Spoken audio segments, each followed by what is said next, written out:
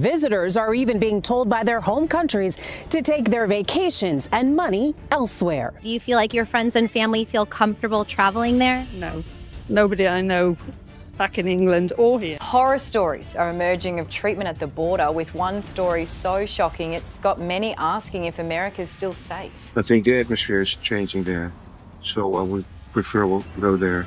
I'd probably stay in Europe. Visitors are now being urged by their home countries to consider alternative vacation destinations and spend their money elsewhere. Does this make you feel like your friends and family would be comfortable visiting the United States? It seems that no one I know, whether in England or here, feels confident. People fear that if they travel there, they could be detained by the police and sent to another country where they no longer have the same protection or rights. Horror stories are emerging about the treatment of travelers at the border, with one particularly shocking case sparking concerns and leaving many wondering if America is still a safe place to visit. The atmosphere seems to be shifting, and personally, I would prefer to stay in Europe where it feels calmer and more predictable. Now consider a less talked about area, the quiet border between Ontario, Canada, and New York. Something odd is happening here. The duty-free stores are still fully stocked, the highways remain open, and the signs continue to greet travelers with "Welcome to the United States." But fewer cars are arriving. The number of Canadian road trips into the United States has plummeted by more than 35% this year alone. This isn't just a temporary slump, this is a significant drop, and it's just the beginning. Before we dive deeper into the details, don't forget to hit that like button to help us overcome the YouTube algorithm and show your support. Across major airports, amusement parks, and hotel lobbies in some of America's most popular tourist cities, the silence is growing louder.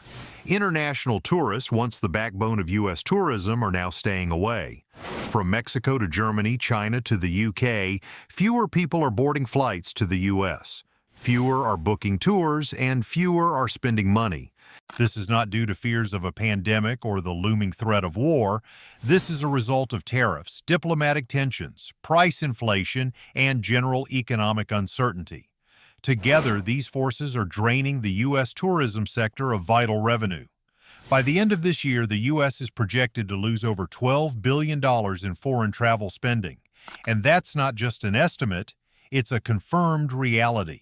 Since the escalation of the trade war, the U.S. has already lost over $30 billion in tourism-related revenue since 2021.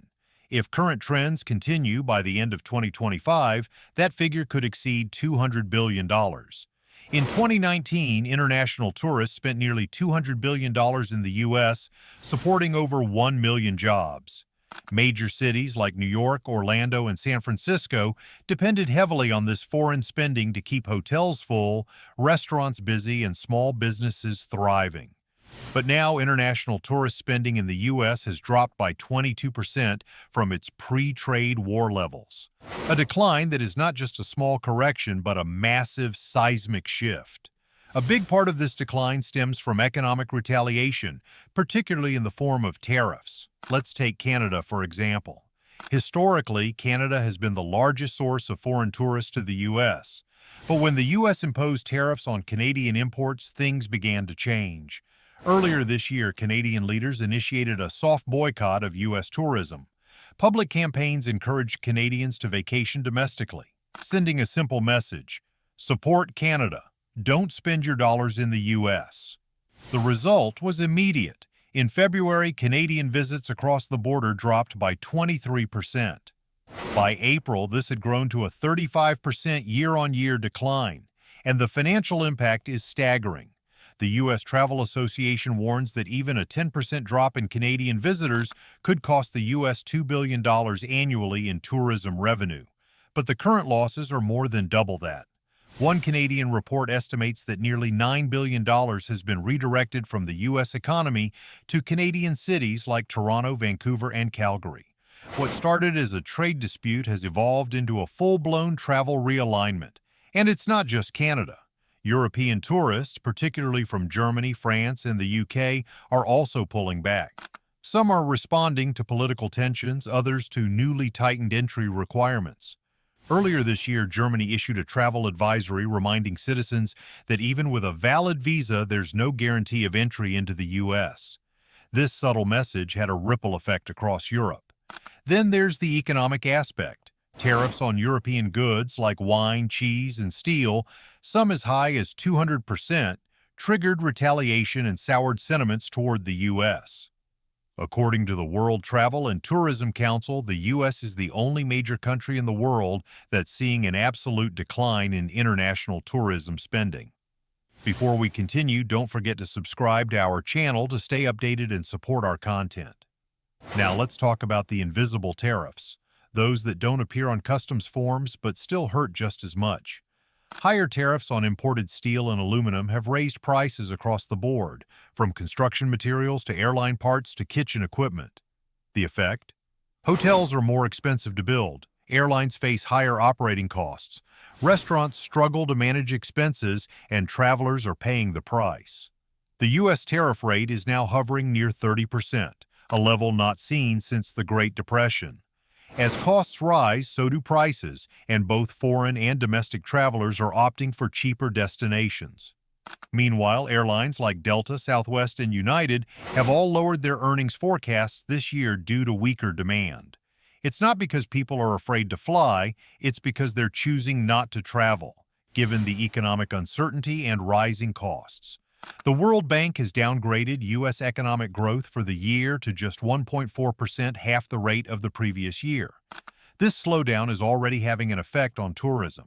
In Las Vegas, hotel occupancy rates are down. In Florida, Disney has seen a decline in international attendance. In New York, Broadway shows are playing to smaller crowds. The impact is real, and the multiplier effect is substantial. Foreign tourists typically spend up to 7 times more per person than domestic travelers. So when a European family cancels a 2-week vacation to the U.S., it doesn't just cost a hotel a few lost bookings, it costs local economies thousands of dollars in lost meals, retail sales, and entertainment purchases. This is more than just an industry problem. It's a national economic issue. Tariffs that were intended to protect domestic jobs and industries are now bleeding into sectors that were never meant to be impacted, like tourism. Tourism is one of America's most important export industries.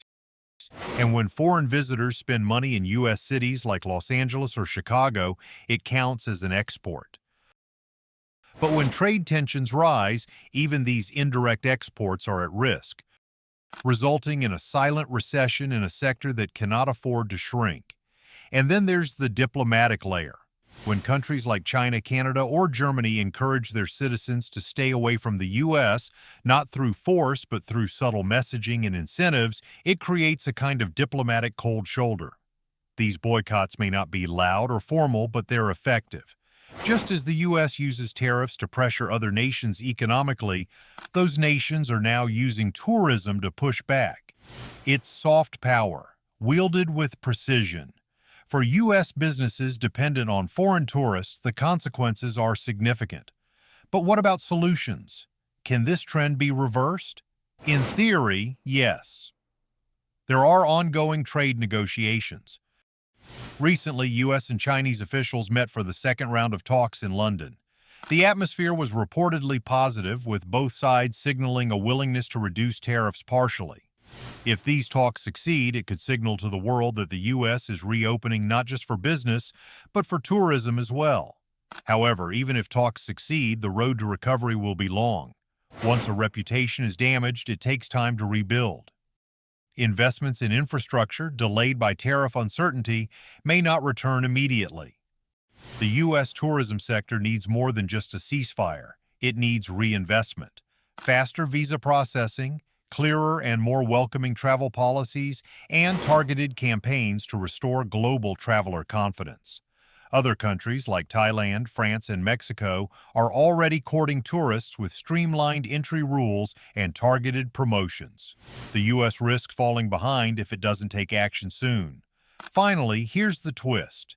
Domestic tourism cannot fill the gap. Even if every American took one extra vacation this year, the spending shortfall from international visitors would remain. International tourists tend to spend more, stay longer, and support different sectors, from luxury retail to fine dining to cultural institutions. These visitors drive economic activity at a scale that domestic tourism cannot replicate. If you found this video insightful, don't forget to hit that subscribe button.